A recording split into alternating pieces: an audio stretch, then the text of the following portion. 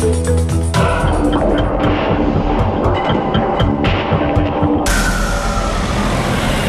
kuya, nandito na po kayo?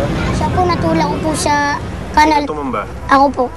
Musmus pa lamang sina Tom at Jerry nung unang makatikim ng yosi. Tapos naging na ano po. Nakita raw nila ito sa kanilang bahay Umikot ako sa may ano. at natutunan mula sa kanilang tatay. Hindi po yung papa ko po. Inutosan po ako ng tapos pinigay ko po sa papa ko. Sabi ko, Pao. Tapos sabi niya, sindihan mo. Sabi ko, wala akong lighter dito. Sabi ko, paano? Tapos balik ka sa tindahan, sindihan mo. Tapos, kuya, pakisindi nga. Sabi, ikaw magsindi dyan, ikaw na bahala dyan. Sabi naman ng katabi ko, sige, sipsipin mo lang. Tapos sindihan mo yung sigarilyo. Sinubukan ko, tapos nahilig na po ako. Bakit? Anong masarap sa sigarilyo? Pag nagsisigarilyo, masarap po sa parang. Hindi ba kayo nauubo? Minsan lang po. Gaya ng ibang bisyo, nagsisimula sa patikim-tikim. Tapos, mahirap nang tanggalin. Nakakasanayan na habang tumatagal. Unti-unting nagugustuhan ang lasa, kaya naman uulit-ulitin. Anong pakiramdam? Yung unang higit mo, naalala mo? Na ano po ako nasusuka na ano, pero pinapabili po ako palagi ni Papa minsan. Ano, nainganyo na rin po, nasarapan na din po. Tapos pag wala po Papa ko, humingi po ako sa mama ko ng pera, tapos bumibili ako. Gaano ka ba kadalas mabili ng yosi ng papa mo? Ano po, pag nag-iinom po siya. Hindi lang ang kanilang sariling ama ang nagtulak kina Tom at Jerry para manigarilyo. Kita, wala na yun si Manny naman. Kasi Malakas din daw na impluensya ang mga nakapaligid sa kanilang mga katropa. Marami sa barkada man ng sigarilyo? Opo. Tuwing kailangan si sigarilyo? Pag may pera po, bumibili po kami. Pag walang pera, naninibak ko lang po. Alam ng nanay ni Tom na sa sariling tahanan at ang kanyang ama mismo ang dahilan kung bakit natutong magsigarilyo ang binatilyo. Anong reaksyon niya nung nalaman niya? Ano po, bali, sinabay ko po yun. Pero pinabayaan ko lang siya. Oh, bakit mo pinabayaan? Eh, parang sabi niya, ano, para matikman po niya. Para matikman niya yung bisyo. Opo. Ay, hindi ba masama yun? Hinayaan mo lang. Kasama po, pero hindi naman siya, ano, kumbaga, hindi kaya ibang ano nga. Malalim sa bisyo. Malala, pero pag nagpapasindi papa niya, yun, nagpapasindihan. Siyasabay ko naman. Sinasaway kapag nahuhuli, pero hindi naman gaanong pinaghihigpitan. Tanggap pa ng mga magulang ni Tom ang paninigarilyo nito. Pero umaasa silang hihinturin sa bisyo ang anak. Ang paninigarilyo bagamat lantad na sa barangay ni Tom at Jerry, matago pa rin humihit-hit ang ilan sa kanilang mga kabarkada. Pero ang pinakabatang si Enyong, halos hindi maihiwalay ang amoy ng basura at yosi.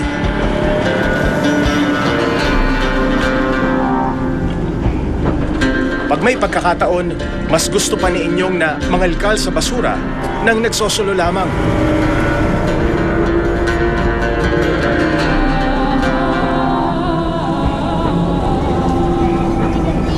Pagkatapos, diretsyo sa bisyo.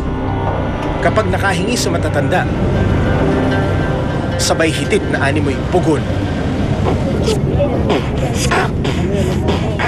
Kung hindi sa mga suking sari-sari store sa kanilang barangay, kahit saan ka magpunta, madali kang makabibili ng sigarilyo. Kahit gaano ka pa kabata. Lalo pang nagiging accessible ang sigarilyo sa mga bata dahil nakabibili sila ng tingi-tingi. Ayon sa Department of Health, nababahala na rin ang World Health Organization dahil tila ba ang target na ng mga kumpanya ng gumagawa ng sigarilyo ay pabata ng pabata.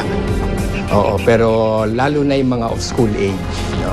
Yun ang tinatarget ng industriya, which is why they themselves have veered away from the 20-pack, 20 sticks per pack team. No?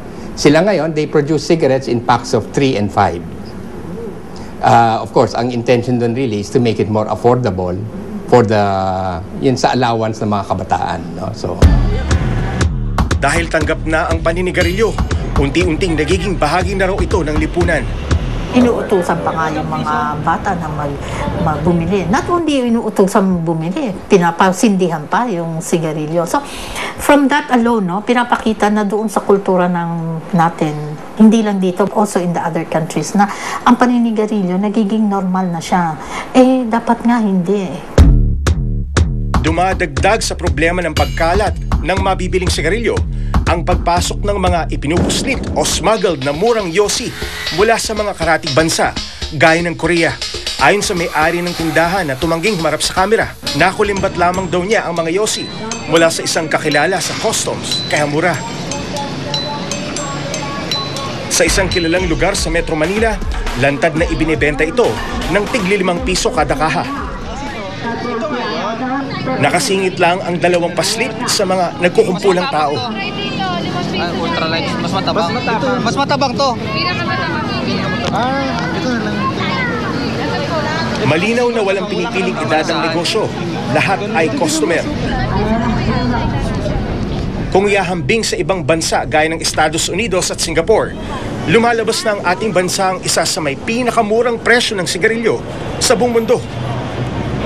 Mababa raw kasi ang buwis na ipinapataw sa mga produktong tobacco gaya ng yosi.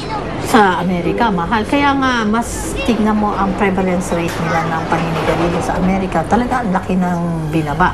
Kasi mahal ang sigarilyo. Dito sa atin, napakamura. No? At nakakabili pa ng tingi-tingi. Ayon pa sa FCAP, halos 20% ng mga smoker ang naninigarilyo sa bahay. Isang malaking dahilan kung bakit naiimpluwensyahan ng kabataan. Lagpas 50% naman ng mga naninigarilyo ang bumibili sa tindahan.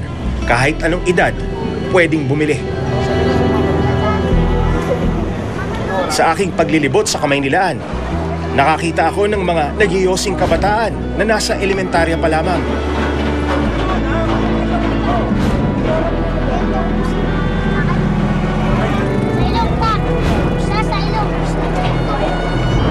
Ngunit may nagbalita sa amin na wala sa Maynila ang pinakabata sa lahat. Natagpuan ko siya sa isang sulok sa lungsod ng Quezon. Lapit na.